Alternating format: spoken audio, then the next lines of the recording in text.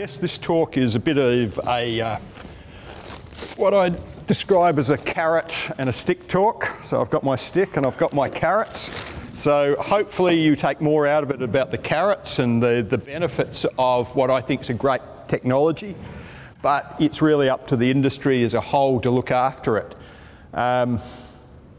And when I look at the downside of us being involved in breeding for IMI-tolerant barleys, we've got the evolution of herbicide resistance. We've got the nasty one there that came up a couple of seasons ago about herbicide resistance in grain samples. And then we look at the cost of breeding them, and that's considerable. In the case of IMI-tolerant barley variety development, InterGrain has the exclusive rights to using the IMI tolerance trait that's present in scope. That was a mutation that was generated from some work conducted by DPI Victoria. If we look at the benefits of having IMI tolerance in barley, just the in-crop benefit from brome grass control would be in excess of 15 million a year. And you've got all the additional benefits that arise from the use of the trait in barley. Control of barley grass, control of wheat, control of ryegrass, control of radish when those populations are susceptible. You have reduced brome grass populations in subsequent crops. You can use an IMI-tolerant barley as part of a plant back on crops that have previously been sprayed with IMI tolerance. So the benefits of using the technology in barley are substantial. The cost is also substantial, so we'd be investing over $500,000 a year in breeding for these traits, or this trait. So we want the trait to be around in 15 years' time and not disappear in 5.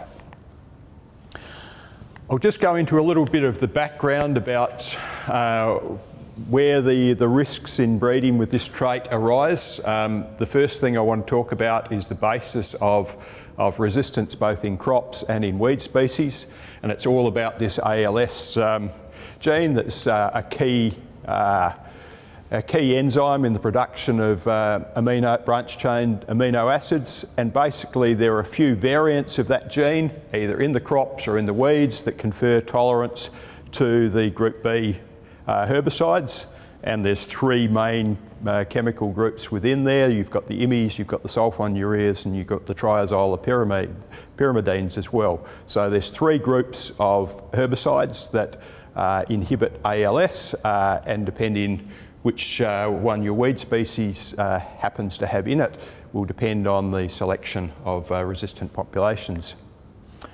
So there's 4 main areas where you can evolve resistance. If you've got substitutions at the alanine 122 or the serine 653 regions in that enzyme, then you get high levels of resistance to the IMI herbicides.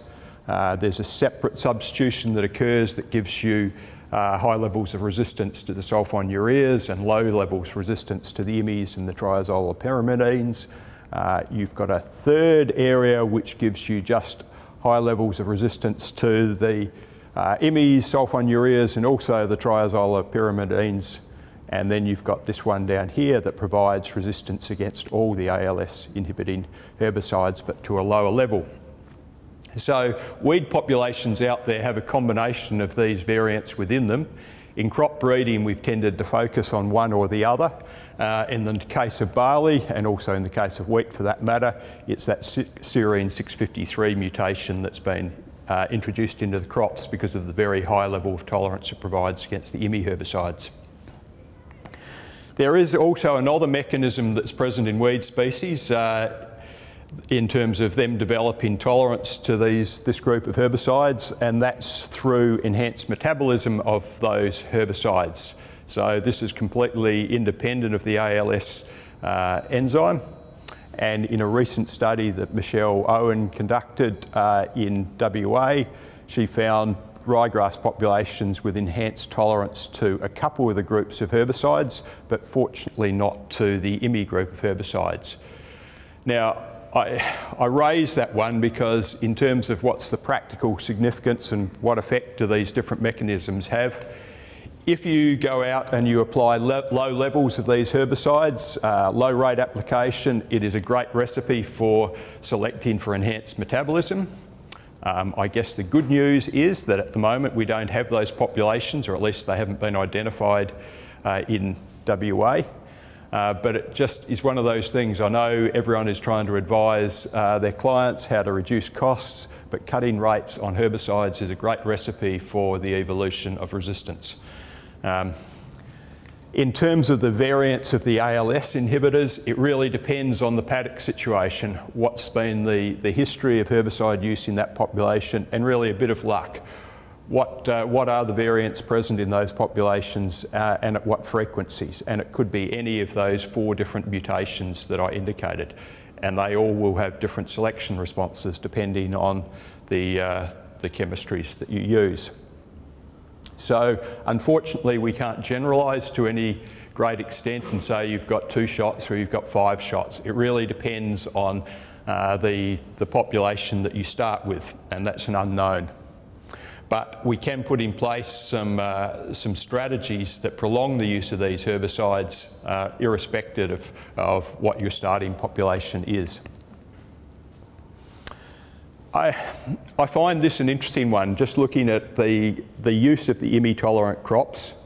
And really I'd have to say in the case of barley, the spectacular growth of, or popularity of scope, which is now between 20 and 25% of WA plantings. And it actually has a similar level of plantings in South Australia and Victoria, and that's grown from naught in about 2010, 2011. So it's been the fastest growing variety across southern Australia in the last 4 or 5 years. And that's basically only due to the IMI tolerance trait. If we contrast that with wheat, there's about 3 to 4% of the WA plantings sown to IMI tolerant varieties, and it's similar in the eastern states. And likewise with canola, there's only about 5% of WA plantings sown to the IMI tolerant varieties. Now in the case of canola, the introduction of Roundup Ready's probably had an impact on the popularity of the IMI traits, but the fact remains that the area sown to the IMI tolerant crops is dominated by barley, and that's only been introduced in the last 5 years. So the question is asked, why IMI barley? Now, is the combination of the IMI trait in barley one that provides optimal benefit in a farming system? Well, certainly barley can be sown following both wheat and canola. It's often used that way, so it can be used to alleviate plant-back concerns. It's generally the last crop in a rotation where brome grass numbers are increasing after having gone through a wheat phase in the rotation. And historically there have been significant yield penalties in the IMI-tolerant wheats, and probably to a lesser extent the canola varieties compared to the non-tolerant alternatives.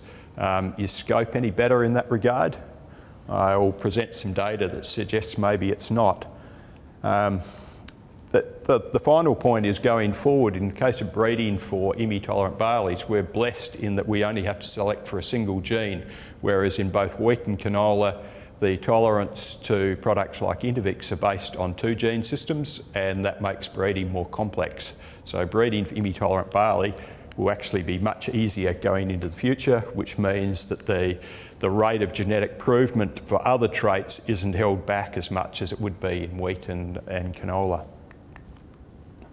Okay, so what is the value of this trait? We've seen this massive shift to scope over the last 4 or 5 years. If I look at the NVT trials over the last 5 years in Western Australia and look at the gross value of those crops and the difference in value between a popular variety like Hindmarsh and scope, what I have here is the difference in the gross value of the crop. So this is price by production over all the NVT trials from 2010 through to 2014. And you can see it's pretty rare that scope actually comes out in front of Hindmarsh, and averaged over all of those trials, Hindmarsh had a $70 a hectare greater return in these trials. So if that situation's replicated on farm, growers are basically saying that they are prepared to forego $70 a hectare for the sake of using IMI chemistry in their rotation in their barley. So that gives some indication of just how valuable growers and their advisors see this trait as being. So, what are we going to have going forward? And this is where I come to my carrots. There are some big carrots. We've got a new IMI line coming through, IGB 1334, which will be made available to growers next year. And based on the NVT trialling this last year, on average, 1334 would have had a $75 a hectare greater return than scope. So basically, in a single step, the yield penalty that was associated with the IMI trait in scope versus hindmarsh has disappeared. So there's some very big carrots there on the table to go forward. In terms of breeding barley for this trait, it's single gene, easy for us to do. We can continue doing it and continue making considerable rates of genetic gain. This new line is very similar in terms of both yield and grain quality to the variety Latrobe, which we've released last year. If I want to quantify this a little more in terms of yield performance and how good 1334 is on a national basis, we need to understand NVT trial data a little bit. And I think Blakely gave an excellent explanation yesterday of how the new analysis in NVT operates. But basically what we've done here is we've taken 2 years of results from NVT and we've looked at the way the varieties group, and we group them into clusters where the varieties perform in a similar manner. What we see is these clusters don't operate on a state basis, and varieties certainly don't recognise state boundaries or even regional differences. We have a whole range of different clusters that cross all of the growing regions of Australia. You can see, for example, this one tends to have more trial sites in northeastern Australia, so maybe that's a slightly a cluster indicating better adaptation to northeastern Australia. Likewise, this cluster here, but all of these clusters operate across Australia, and you can see this cluster with relatively few sites in it tends to be in the southern areas. I want you to note what this cluster looks like, 1C, which is widespread across southern Australia. Essentially what this graph was supposed to show was that the IGB 1334 performs in a very similar way to hindmarsh, and its dominant cluster is this 1C that occurs across southeastern Australia. And there are no clusters in which 1334 is outperformed by scope. So 1334 in many ways is going to be a substantial variety across the landscape because it doesn't just provide IMI tolerance, it also provides considerable yield improvements for most growers. Okay, protection of this trait. If we're going to keep investing $500,000 plus a year on it, we need to ensure that there's going to be a market for our varieties in 6 to 10 years' time. And to help protect it, growers need to choose between crops where they use this chemistry. It is a recipe for disaster to use the IMI herbicides on subsequent crops. So if you're growing canola, wheat and barley in your rotation, you really need to choose which provides the best option for you in that farming system, whether it's used on canola or whether it's used on wheat or whether it's used on barley. In terms of the plant backs, all of them provide good plant back options on each other. So they have the benefit both for in-crop use and also in plant backs. I would argue that you don't want to use these herbicides as the initial means of controlling large weed populations. There was an example over in South Australia about 4 years ago where there was a very large brome grass population in a paddock. The grower used Clearfield wheat 2 years in succession, and following that he had high levels of resistance to the IMI chemicals in just 2 applications. But he started with a very large population, so he maximise the opportunity for selecting for the resistant biotypes. So I would argue that if you've got very large brome grass populations, you tackle it in another way and you use the IMI chemistry to tidy up the paddock in subsequent crops. If you can, the ideal way to do it would be to spray top at pasture phase. There are also the dual herbicide tolerant canola varieties coming on stream, which would provide an excellent way of managing some of those large populations. And one that you need to consider if you're starting to get residual brome grass coming through after having used the IMI chemicals is to look at harvest weed seed management. I know it's costly and time consuming, but it is a great additional option in an integrated weed management system. If I look at both canola and barley, they're both favoured by the use of that harvest weed seed management because of their early maturity, which means that you capture higher percentages of the weed seeds than you would with a wheat system where you're going to have considerable shedding having occurred between the maturity of the weed and the maturity of the crop.